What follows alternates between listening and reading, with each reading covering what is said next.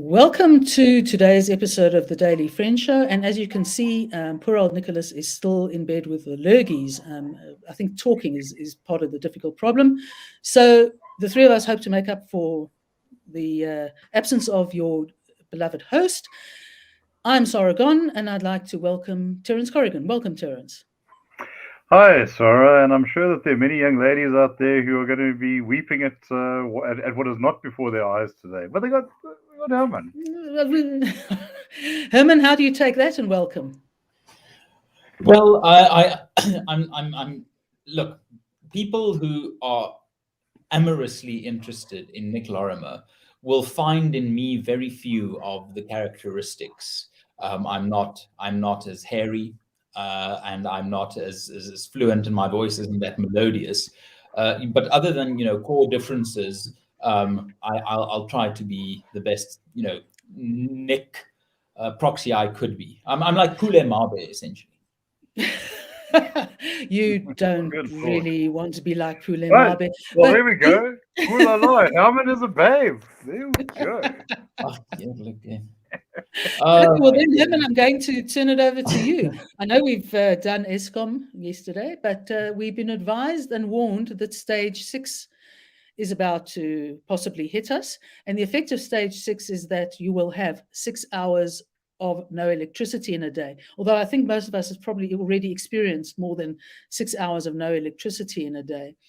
And the reason I wanted to raise it, other than the fact that, if I remember correctly, Cyril Ramaphosa scooted back from Egypt, I think it was, to attend to this crisis. And more of his attention we'll talk about later. But it was of a moment that meant that stage 8 wasn't far away, and that's 12 hours of a day without energy, and then to contemplate what would happen in the event of a complete blackout.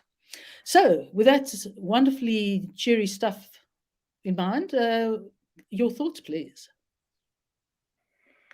Yeah, well, this is the cumulative arrival point or effect of decades of mismanagement. It goes back to the refusal to build additional capacity in the 90s. I think probably the only thing Thabo Mbeki ever apologized for. And the all of the aboves of the last decade. I'm reminded of an interesting drama that was produced in Britain in the 1980s called The Very British Coup. Hermann, I think, would really enjoy that. And basically, the storyline is that a hard left government takes over Britain, and they are sabotaged by the dreadful Americans, who get at them essentially through the power union, and you have rolling blackouts. Well, we are basically living Harry Perkins reality here. Take away the 1980s background. I also remember our president, then deputy president, saying that he was doing this war room, and in a year's time, this all seemed like a bad dream. Well, here we are. Oh, heart on snow. It's almost like it's passe. I remember when this stuff started, and I'm a lot older than Hermann, so he may not, and he's not the same clarity. And it was like really frightening the first couple of times. Now, 6 hours of that electricity. You live, you learn. Hermann, isn't that in fact part of our problem? Is the one thing South Africans do is adjust to disaster. And if we're looking at a blackout as the final stage, which means nothing, no electricity. I read a couple of instances where it's happened in Argentina for 24 hours, and I do recall it happening in part of the States. I think New York was one of the cities involved, where it went down for 2 weeks.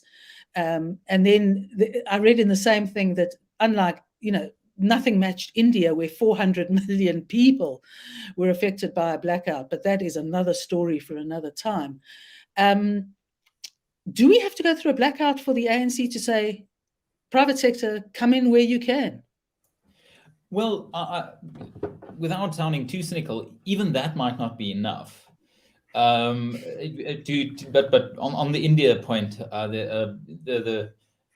there's this one of my favorite little anecdotes from India is that a guy once said, in India we have a small Christian minority of about 250 million. So 400 million people in India is a relative term. But you see, the thing is, I don't think even a blackout would be enough to get us to that point, because the real question here isn't competence. It is a denial of reality, or just an opportunity to suck dry yet another state-owned entity.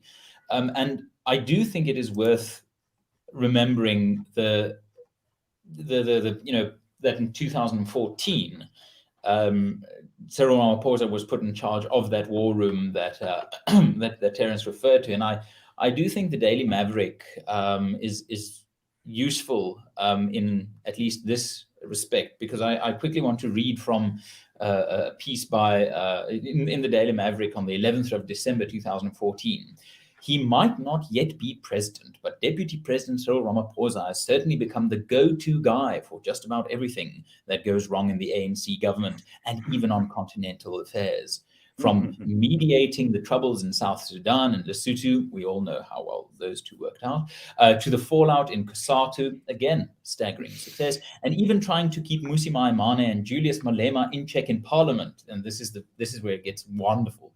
Ramaphosa is the superhero to the rescue. Now, I must say that we'll come to that. Yes, who wrote that? Ranjeni Munsami, of course. Okay. Oh, wow. Okay. Wow. Okay. But I do think that the problem here is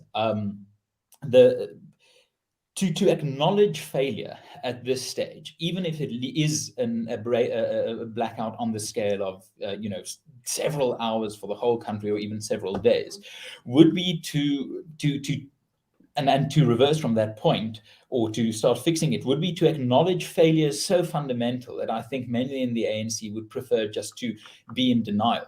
Then there's also just the problem of skill shortage. A blackout of that nature would require immense turnaround in terms of technical skills. We're really at the nightmare scenario where the system becomes so depraved of power that it cannot start up again, because you need a certain amount of potential capacity somewhere to at least restart the massive generators, and those take actually a lot of power to restart. So you might get to a point where you can't get the kettle boiling again. And to acknowledge at that point what has fundamentally gone wrong will inevitably lead the ANC to say, yes, we broke everything. And I think it was James Mayberg who is fond of saying that the ANC did more damage to Eskom in a governance capacity than when their active struggle policy was to blow it up.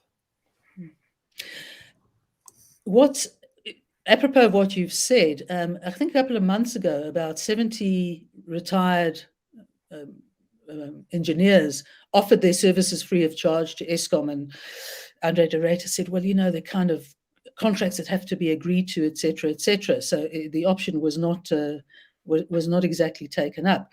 But surely all bets are off in this regard. And also Eskom, de Ruyter also said that urgent procurement measures have become so bogged down that you're better off going through the normal procurement process for what you need. Terence, is the government likely at least to let de Ruyter march ahead with some powerful new ideas just to desperately get us back on track? Okay, just to address the question of would this shake them up? No, I don't think so. I think the ANC is too wedded to its own sense of eternal destiny, and I think that even if somehow the cabinet or the ANC's executive or whatever could agree to it, there are so many placeholders and placemen and sharks feeding at the carcass that I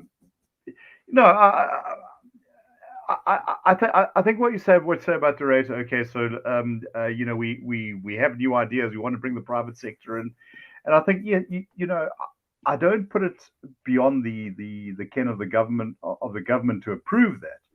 But there will, as I say, the parasitic interests that are likely to sort of jump on the execution. So yes, of course, we want the private sector to pour power into the grid, with the appropriate empowerment measures, and in order to get your environmental impact assessment, please make a phone call to this guy as your prospective business partner, etc., etc., etc. I think that political power has become such a traded commodity, as we saw through the Zondo Commission, that it will not be given up even in the face of that sort of disaster. And I think, Sara, if I might just add there, the problem also here is multifaceted. If by some magic we get the ANC to divorce itself from its ideology of state control, then the miracle sequence continues and we get the ANC to divorce itself from its sense of destiny. Then we get the ANC to accept policy that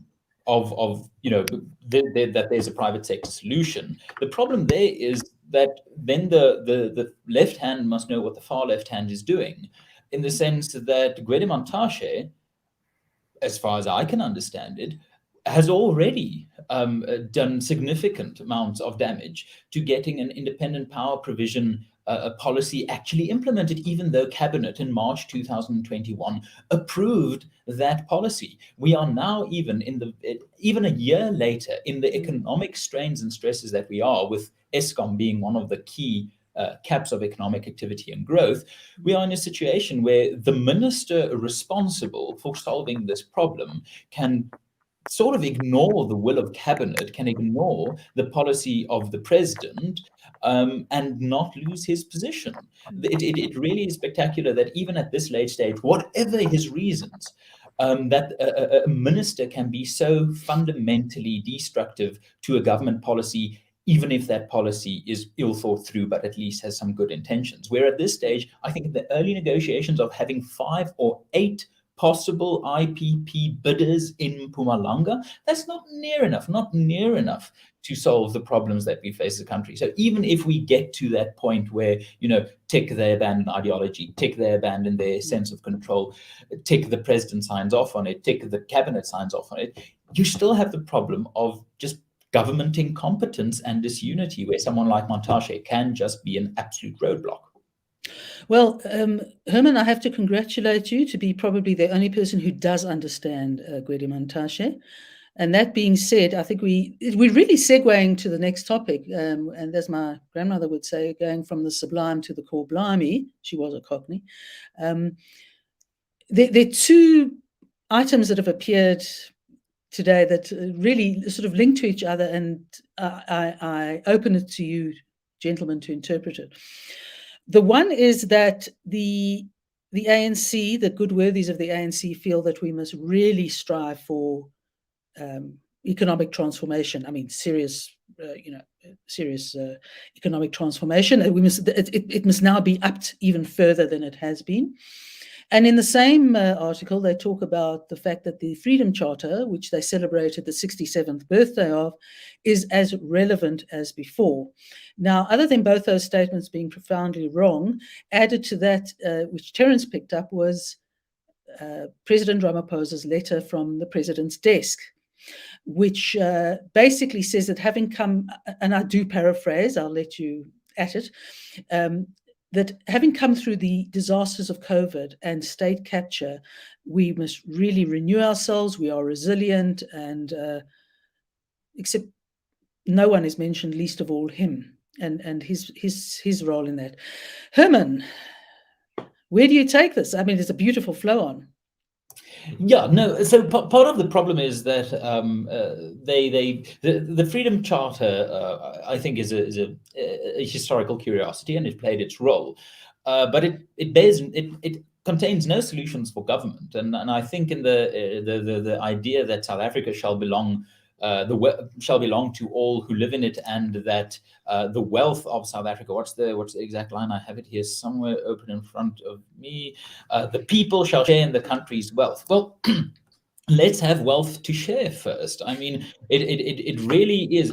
There's space, and I think the Nordic economic model shows it. There's space for redistribution through aggressive taxation. But what the Nordic model at least acknowledges is that you need a largely free economy. Businesses must be able to operate in the way they see fit. Employers must have some leverage and ensure productivity, and the market should address most of these concerns, because then it gives rise to a tax base that you can actually tax. And if we get to that point, would it be my ideal economy? No, but it would be significantly better than today, than we have today. So that the Freedom Charter fundamentally assumes that there is something like inherent wealth. What it misses, and what I think COSATU misses, what the Eskom strikers miss, and what the ANC clearly miss, is that wealth depends on productivity and the ability to actually make either a product, a market, or a commercial investment attractive, so that someone thinks it's a problem-solving entity or a problem-solving activity. If we want to go the route of the Freedom Charter, my goodness, let's first create wealth. Then we can look at redistribution. But also the idea that the ANC calls on South Africans to intensify economic transformation struggle. Well, the sneaky thing that I think they do is that we are intensifying that. It's just a transformation in the direction of mass poverty. So it's radical, it's economic, and it's a transformation. It's just not in the direction that we want it. By no measurement is Black South Africa or South Africa as a whole better off economically today than, say, in 2004. And that is something that needs to be remembered. The ANC actually managed to double the number of Black South Africans in jobs in their first decade in power.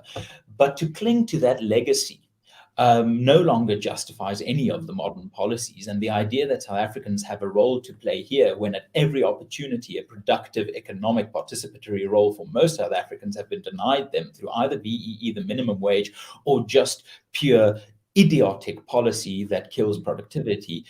I think it's quite galling for the ANC to sort of calling on the South Africans to do the things that they've made it impossible to do, and that is to generate upward socioeconomic mobility. Terence, my takeaway, actually was discussing it with Hermann earlier, of the findings on Cyril Ramaphosa in the Zondo Commission was that he saw nothing, knew nothing, and did nothing.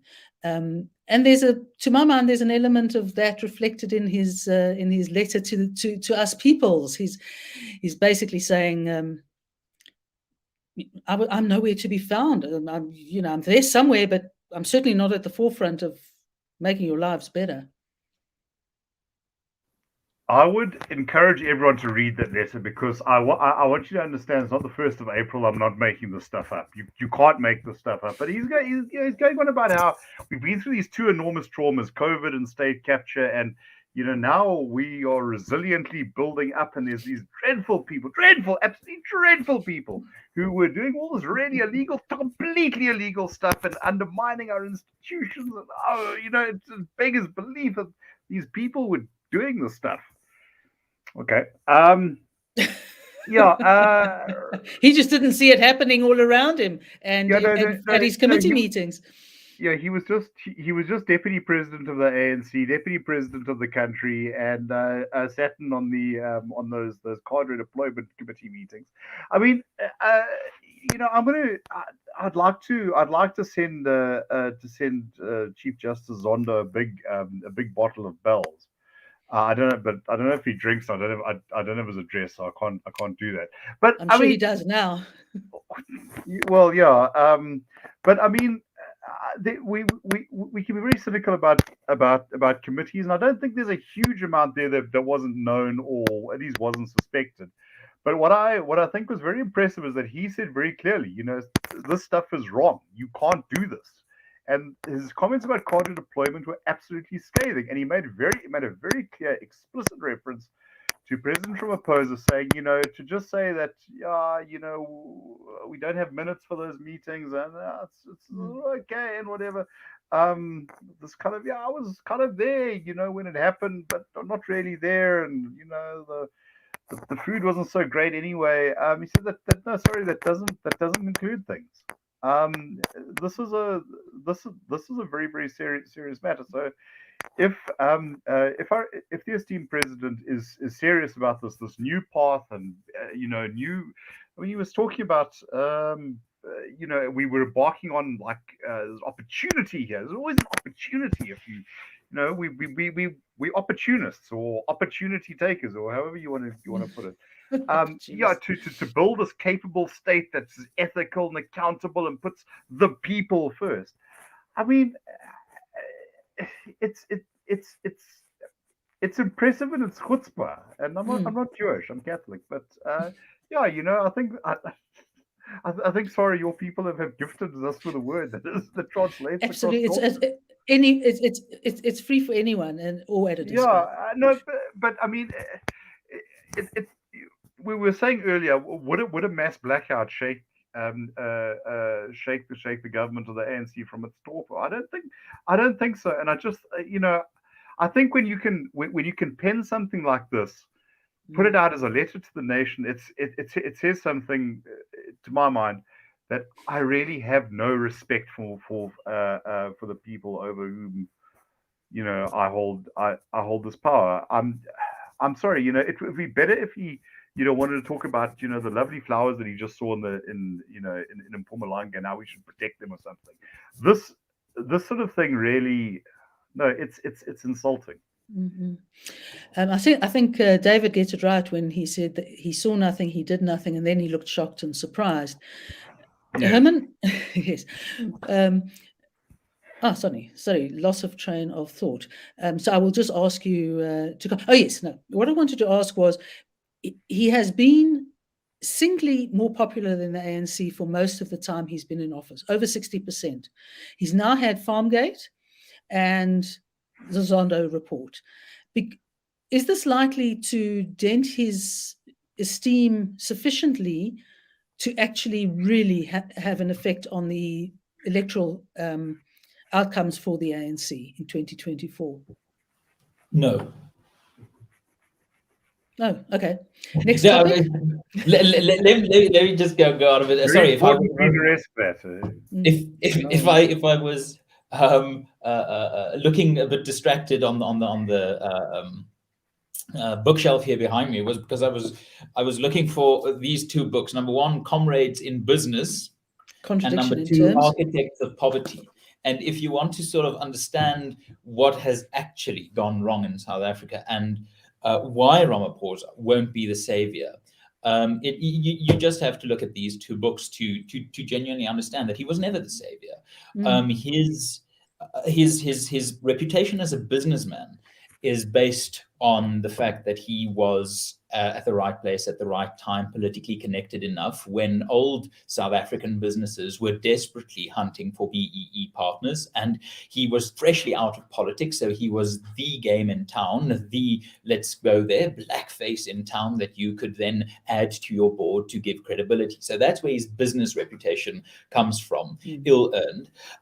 Then you have this idea that he was a massive negotiator, spearheading negotiator of the Constitution, which is simply not true. I think someone like Pravin Gordhan had a greater influence on the actual formation and content of the Constitution. Ramaphosa was just a friendly face who wasn't Mbeki and wasn't Mandela, and he was clearly in that position to position himself for the succession battle that he then lost. So his idea that he's a great negotiator is based on historical inaccuracy. The idea that he is a great businessman is based on historical inaccuracy and him benefiting from really, really ill-gotten gains of old apartheid era businesses desperately trying to blackface their way into new South Africa relevance.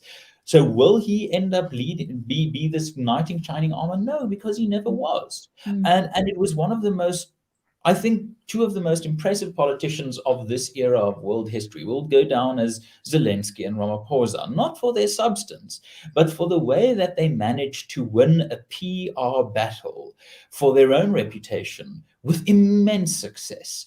Zelensky, whatever one might think of him, his government has treated the Ukrainian war as a PR exercise and won the airwaves. And somehow Ramaphosa, I'm not sure how, has managed to convince the world and the country that he is this savior and this electoral asset. And despite everything, his reputation and his approval ratings remain high. Now, I haven't seen any of those numbers since Farmgate. That will be really, really interesting. Is the shine starting to come off of Ramaphosa, judging by the media narrative? Most definitely. But the idea that Ramaphosa is somehow the guy is, I think, probably one of the last hangover remnants of South African strongman politics that goes really all the way back to the idea that a savior, whether it's Botha, Smuts, Malan, de Klerk, Mandela, Mbeki, or Ramaphosa, or Zuma even, there is the guy to save us. It's never, ever been about the guy. It's always been about the policies implemented by the guy. And on that score, Ramaphosa is an absolute disaster. Yeah. Now, I pride myself in calling him out in 2016 in an article. So I have a lot of professional skin in the game, shall we say. Briefly, we've got about 4 minutes left. I'm going to come to you, Terence. Interesting article about a sports coach in the United States in a Washington school who was successful in the Supreme Court of Appeal, in the appeal court, over the right to essentially conduct a private prayer after a game on a sports field, which is what he had always done. And it appears there was no controversy until someone, not critically, pointed this out, and he was banned from doing it. And I think it's particularly important because it's almost indicative of how the Americans view the abortion debate. There's no compromise; it's an all or nothing. No, look, I think that's completely true. My understanding of American public opinion polling is that most Americans actually have a sort of accommodating view. They don't, on abortion, for instance, they don't like abortion. They personally think it's a moral wrong. They would like some restrictions, but not, not for it to be entirely banned. I think, though. And I would probably trace this back into the sort of 1990s, as far back as that. It goes beyond Trump, beyond Obama. You've had sort of the loudest voices in the room being people that really don't speak for a huge number of their constituents. And I think and in America, the question of public religion, when the country was formed, it was quite unique in debarring itself from having a state church. I mean, that was it's often forgotten. People who talk about how obsessively religious Americans can be forget that a country like Britain actually has a state church today. You cannot be a chaplain in the British Army unless you're a Protestant. I mean, stuff like that. But this is so this has been a very, very contested issue, and then you also, I think, as you say, have people defaulting to the extremes. Now let me say, because I often talk about how things have gone wrong in South Africa, but one thing I think South Africa actually has right, and this was voiced by Ibrahim Rasool, who I imagine has many critics among our viewers and also among the participants of the show. But he once said that in South Africa we accept religion as part of the human experience and as something that has a public role. We do not give it an official role.